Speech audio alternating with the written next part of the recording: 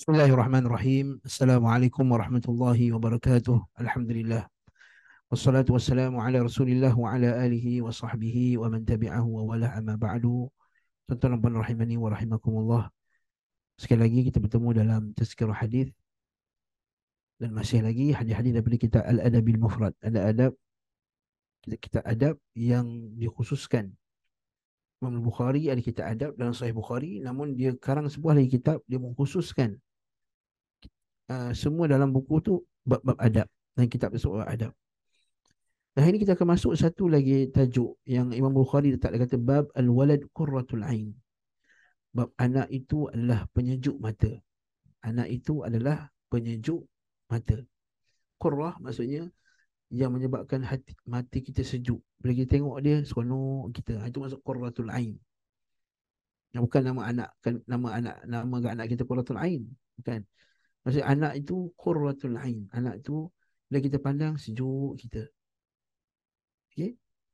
Sebuah hadis daripada Jubair bin Nufair, seorang tabi'in, dia kata jalasna ilal Miqdad bin Al-Aswad. Satu hari kami duduk dengan Miqdad Al-Aswad, sahabat Nabi, sahabi jalil. Satu hari ketika itu famarra bihi rajulun, lalu seorang lelaki pada Miqdad tadi, dia kata tuba lihatainil ainainil lataini ra'ata Rasulullah sallallahu alaihi wasallam. Dia kata berbahagialah kedua mata yang telah melihat Rasulullah sallallahu alaihi wasallam. Wallahi, kata lelaki itu lagi, demi Allah, lawadidna anna ra'ayna ma ra'aita. Kami berharap, kami sangat-sangat berharap lah, kata alangkah bagusnya, alangkah bagus, bukan berharap, alangkah bagusnya lah kalau kami ini dapat nampak apa yang kamu nampak. Wa syahidna ma syahidta, dan kami saksikan apa yang kamu saksikan. Fastughdiba. Ketika itu Miqdad macam marah pula. Miqdad macam marah. Miqdad lah sahabat ni macam marah. Fastughdiba. Jadi peliklah Jubair ni. Jubair kata faja'altu a'jab ma qala illa khaira. Kan? Jadi Jubair bin Nufail ni, dia kata aku rasa pelik, kenapa marah pula? Orang tu berharap nak nampak Nabi SAW, nak saksikan macam kamu saksikan. Macam aku harap aku hidup zaman tu. Maksudnya aku harap aku hidup zaman tu. Kan?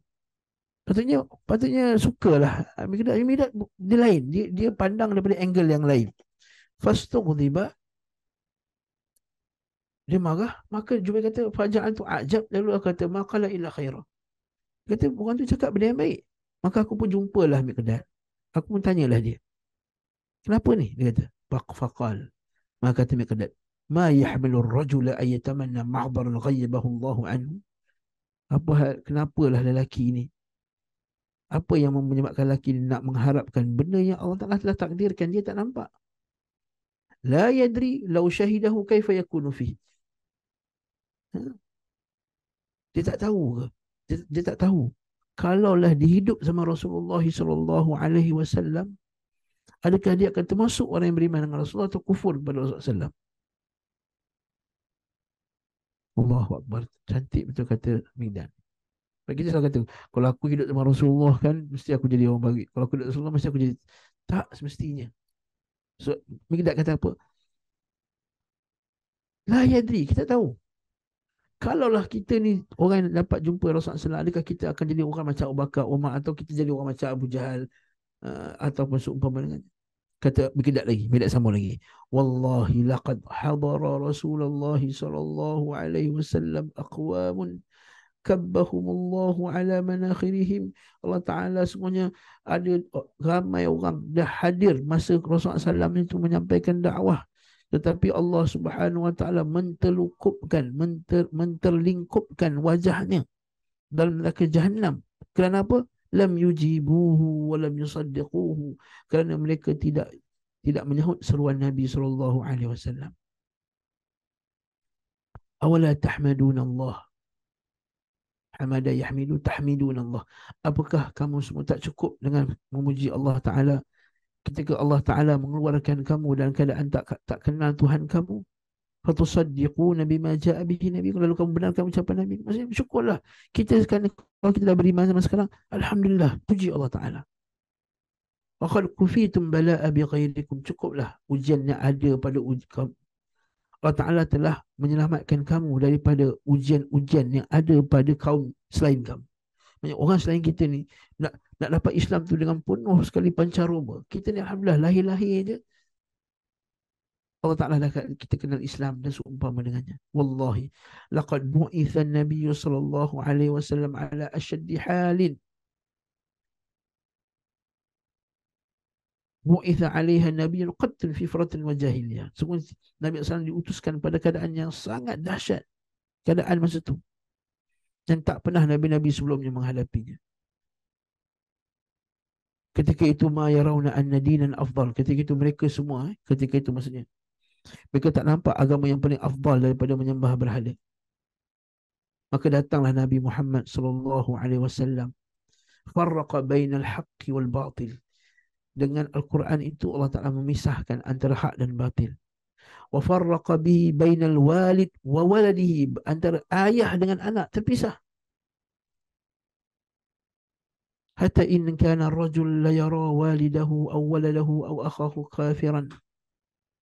Sehingga bila seorang lelaki itu bila dia nampak anaknya atau ayahnya atau saudaranya kafir, waqad fataha Allahu qufila qalbuhu bil iman.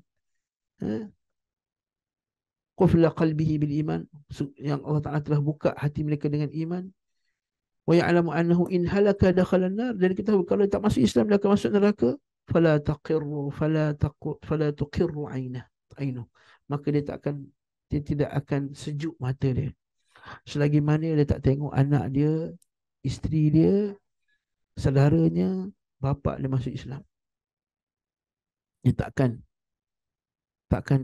mata dia takkan, dia tidak akan rasa senang hati. Kat sini nak bagi tahu apa maksudnya qarratul ain, penyejuk mata itu adalah dengan masuk Islam. Penyejuk mata itu adalah dengan ikut Islam. Penyejuk mata itu ialah dengan dia mentaati Allah dan Rasulnya. Dan Misdaq bin Aswad sama lagi, dan hati mereka, mata mereka tidak akan seseronok, mereka tidak akan rasa tenang jiwa mereka sekiranya dia mengetahui wa huwa ya'lamu anna habibahu finnar. Dan dalam keadaan mereka mengetahui bahawa kalau anak mereka, kekasih mereka itu dalam neraka, mata mereka tidak akan jadi penyejuk lah. Bila pandangan pada anak itu bukan pandangan yang menyejukkan mata. Dan inilah yang Allah Ta'ala maksud firman Allah Subhanahu Wa Ta'ala, وَالَّذِينَ يَقُولُونَ رَبَّنَا هَبْ لَنَا مِنْ أَزْوَاجِنَا وَذُرِّيَّاتِنَا قُرَّةَ أَعْيُنٍ. Dan orang-orang yang mengatakan, wahai Tuhan kami, kurniakanlah kepada kami anak-anak kami dan zuriat-zuriat kami qurrata a'yun. Kurniakanlah kami anak-anak dan isteri-isteri yang menjadi qurrata a'yun, menjadi penyejuk mataku. Macam mana penyejuk mata? Iaitu dengan masuknya Islam. Jadi hadis ni Masya Allah, riwayat daripada Miqdad bin Aswad ni memberi kita kefahaman bahawa qurratu a'yun bukannya tengok anak tu bawa kereta besar, jadi doktor, jadi apa semua. Bukan itu qurratu ain yang sebenar. Yes, itu menggembirakan kita. Tapi qurratu ain yang sebenar dalam hadis, dalam riwayat ini, apa dia? Bila melihat anak-anaknya masuk Islam, bila melihat anak-anaknya patuh Islam, bila melihat Allah Ta'ala membuka kunci hati sehingga untuk menerima iman, menerima Islam. Tidakkah tuan-tuan, kita tengok anak tuan-tuan bangun salat tanpa disuruh, itu qurratu ain. Lihat anak-anak menghafal Al-Quran bersungguh-sungguh, qurratu ain. Lihat anak kita mengangkat tangan berdoa kepada Allah Subhanahu Wa Taala tanpa kita suruh, tak paksa pun. Kita nampak dia duduk seorang baca doa, qurratu ain. Itulah qurratu ain yang sebenar, tuan-tuan. Itulah kata Miqdad ni sangat benar. Itu qurratu ain yang sebenar adalah bila dilihat dia ikut Nabi SAW dan menyebabkan remuk hati dia adalah melihat anak-anaknya dalam neraka. Allahu Akbar. Atau kekasihnya dalam neraka. Waktu kita doa, Rabbana hablana min azwajina wa dhurriyyatina qurrata ayunin waj'alna lil muttaqina imama. Cukup sekalian ini tuan-tuan. Barakallahu fikum. Moga apa yang disebutkan oleh Miqdad Al-Aswad ini, sahabi jalil, menjadi satu motivasi kepada kita untuk terus berjuang untuk anak-anak kita, agar anak kita ni patuh perintah Allah Ta'ala, ikut sunnah Nabi SAW, mentauhidkannya di atas manhaj yang sahih, lalu menjadi penyejuk mata kita dan menjadi pembantu kita, syafaat bagi kita bila kita dah meninggal nanti. Wallahu ta'ala alam bissawab. Sallallahu ala Muhammad wa ala alihi wa sahbihi wasallam. Walhamdulillahi rabbil alamin. Assalamualaikum warahmatullahi wabarakatuh.